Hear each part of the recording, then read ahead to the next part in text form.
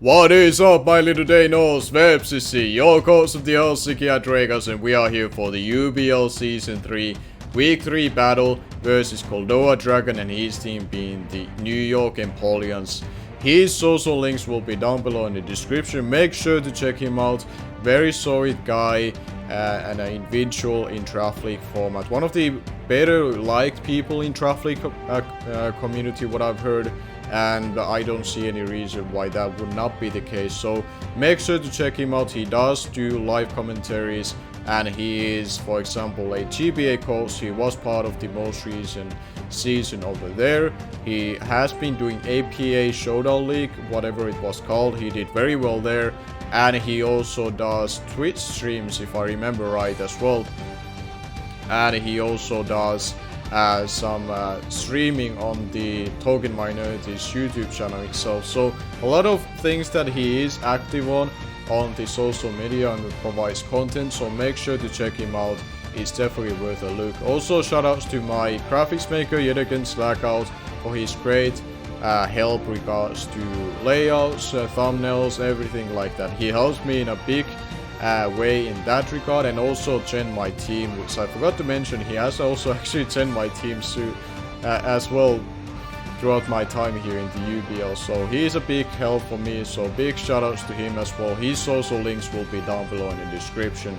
And the team of 6 that I'm gonna be bringing to this battle are Diancie, Drogalzi, Greninja, Alola, Marco, Lyscore, and Mega Collate. If you want to know more in depth at what kind of sets I'm running and what is the game plan going to this matchup, please sure to check out the team builder that I uploaded a few hours before this one. There should be a card in the right top half of the corner.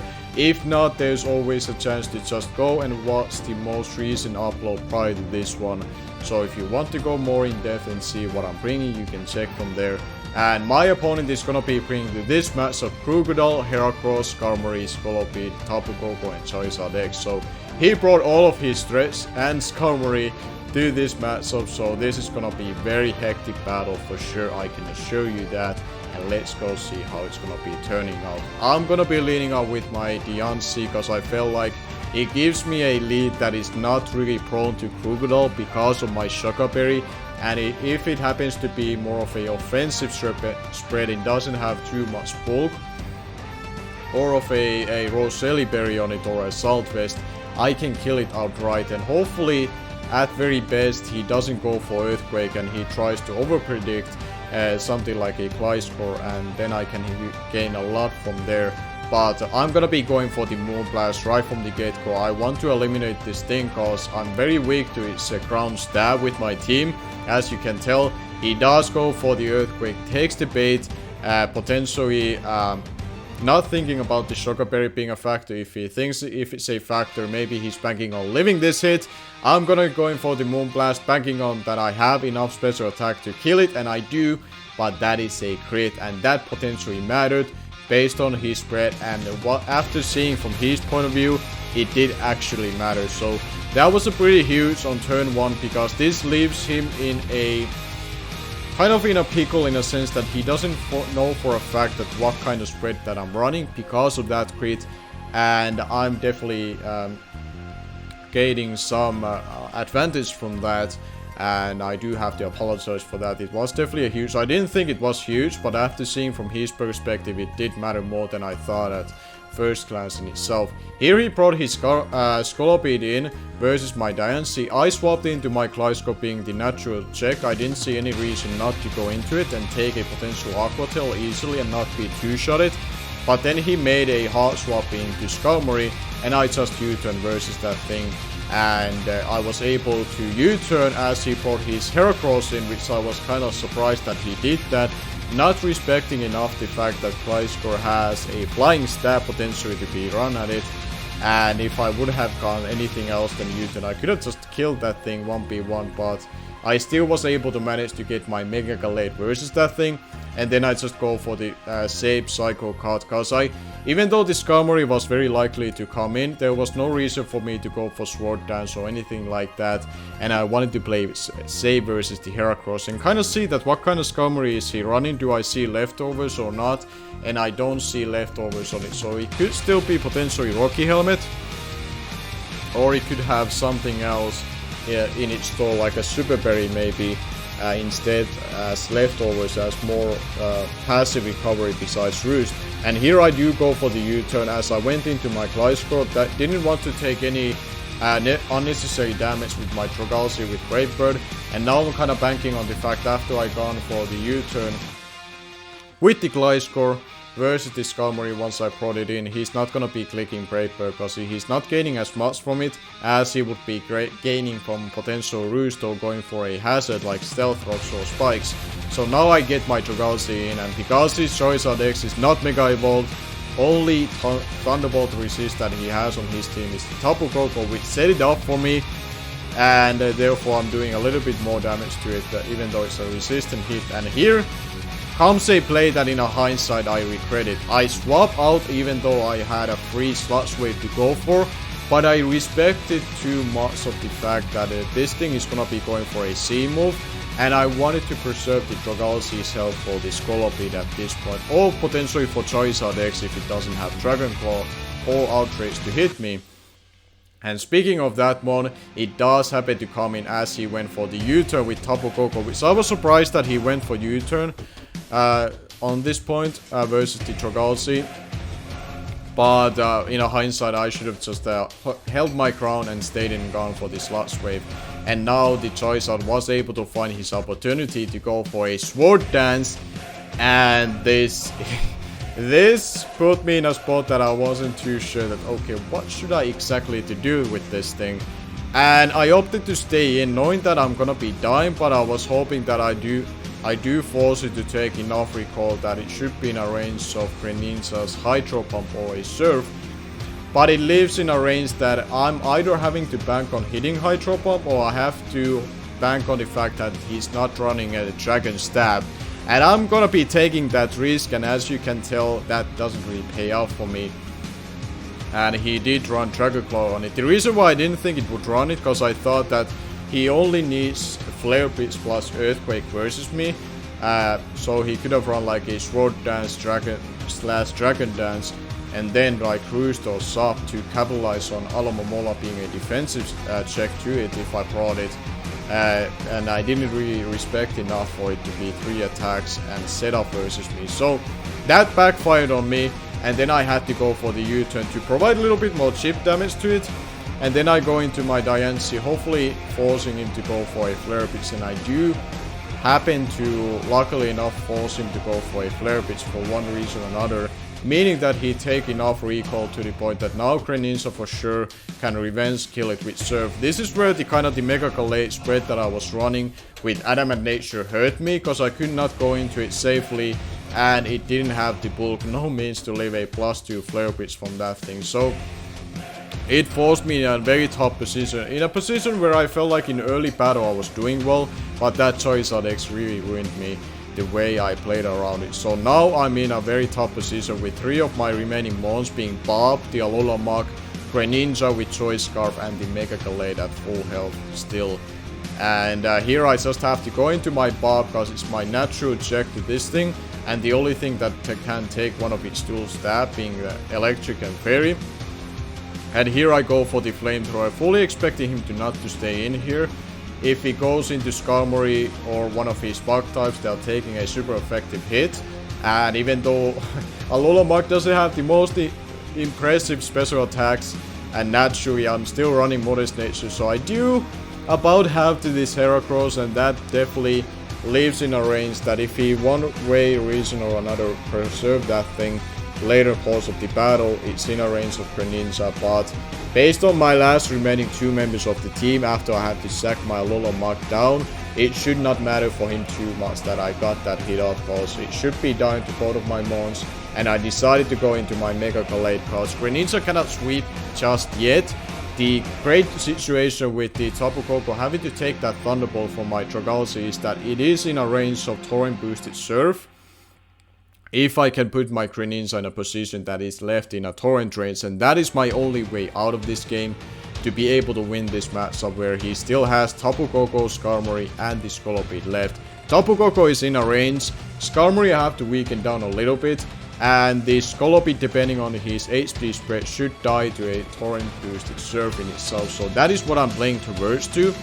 And I feel like I have to try to read him properly and bank on the fact that he has to respect a Choice Scout Torrent Greninja being in a threat in Torrent range. So I'm playing towards to that point at this point once the Skarmory came out. And now I'm banking on that he goes for the Brave Bird, puts me around in 50% of health. And from there comes a big decision. Do I predict him to try to prevent me not to be in a Torrent range, or I happen to stay in and take the potential next hit? On this scenario, I was like, okay, please hit me another time. Please hit me with another time, so I'm in a Torrent range. He goes for the Rock Tomb of all moves, and he misses that. He thought that was really unfortunate for him.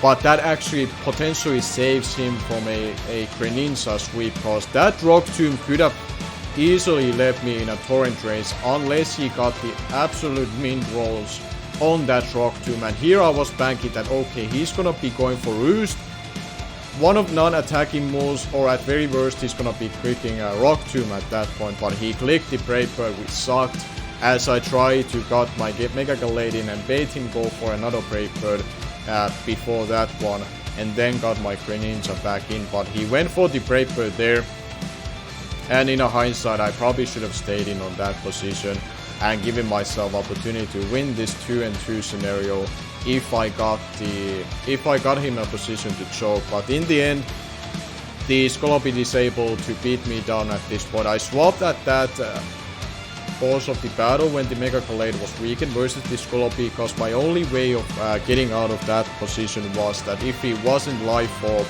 the Earthquake would have left me in a Torrent range, and there I could have locked myself into Surf and gave myself a chance to go with a 2-0 win. But because how things turn out, we do suffer an 0-2 loss to GoldoaDragon. A good job to him, good game to him, and congratulations on first win of the season. It was a very fun battle, very offensive battle versus him. I think I brought the proper team to beat him, but I don't feel like I played it properly with some instances. The first mistake where I thought that I kinda overthought of things was when I didn't stay in with Dragasi. I could have stayed in and gone for the Sludge Wave, because I could have done a lot of damage to something on that point. And he could not really revenge kill me properly unless he went to Charizard X, and then I would have forced him to attack me. The Scolopy would have forced to take in a hit from me. Heracross, I don't think ran even a Earthquake on it, and the Facade should have not been able to kill me potentially. So on that instance, I kind of overvalued the health on that point and tried to play around a potential C-move from Tapu Koko. I should have stayed in on that point. Versus the Charizard X, I feel like instead of sacking my Gliscor on that point, I should have sacked something else on my team. Preserved the Gliscor for the late game, seeing that how big of a threat that Scolopy became. Because I didn't get my Torrent boost with the Greninja. And besides that, I believe the play with the Greninja versus the Skarmory. If he just landed that Rock Tomb on my Greninja, I didn't have to even think about this, that it was a potential misplay, me trying to bait him to attack me yet again if I brought my Mega Galade in. If he landed that Rock Tomb, which was 95% of accurate, and I got the Torrent boost, after the game that we talked about it on that scenario, what kind of bulk investment he had on this Scolopy, it would have literally come down to, if he landed that Rock Tomb, he drops my speed, but my Greninja survives in Torrent range. I would have picked up the Skarmory, and then he has to go into either Scolopy to revenge kill me, or more likely into Tapu Koko. That would be a point where I can go into my Mega Galade, sack it, go into my Greninja, and then I can make a decision that do I lock myself into Surf, or do I lock myself into Hydro Pump.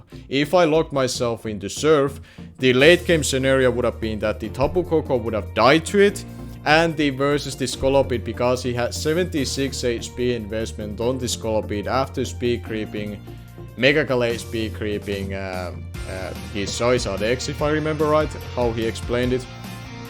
It would have been literally 50-50 roll between me killing it or him surviving it and killing me back, and then it would have been a 0-0 differential loss. I really wished it would have come down to that. That would have made it a lot more hectic and epic to watch from both of us perspective, but unfortunately that wasn't the case, and things didn't really go my way. I feel like the big thing was that he actually, the one time that he missed a move throughout this battle was an inaccurate move. He mentioned this on his live commentary, how unfortunate that was. But in a hindsight, from my perspective, that could have not been better, even better for him, because that actually secured him a win, instead of giving me the last ditch of effort for me to win. But that's gonna be all for my behalf, this all rambling and stuff and the hindsight in itself. I am very disappointed how this is going for us. The last 2 weeks have been very tough losses for me. They have been very close losses, but I feel like I brought the proper team. But for one reason or another, in the battle itself, it hasn't gone in my way. Either I make one crucial mistake or two, and some RNG happens that just completely, like, just a little bit annoys me to the point that if it didn't go that way, I had a chance to win in that regard. So it's been a very narrow differences between my losses, but I cannot allow these to keep going if I want to make myself win the playoffs. Hopefully we can bounce back next week versus a currently still undefeated team of New York Empoleons, if I remember right, coached by UltraPlayer, and that is gonna be a tough matchup, knowing that he's a very tough coach and very established player in DraftLi format, and he has done well so far in the UBL Season 3. Hopefully we can end out his winning streak and end our own loss streak from there, and put ourselves into even record of 2-2, and be able to kind of put ourselves better position in regards to the playoff race. But until then, thank you all for watching. Sorry yet again for the lateness of the upload, but at least I got it up later than never, if I can say that. So, until next week, until for the week 4 battle, thank you all yet again for watching. Until next time, I'm gonna be see you guys later.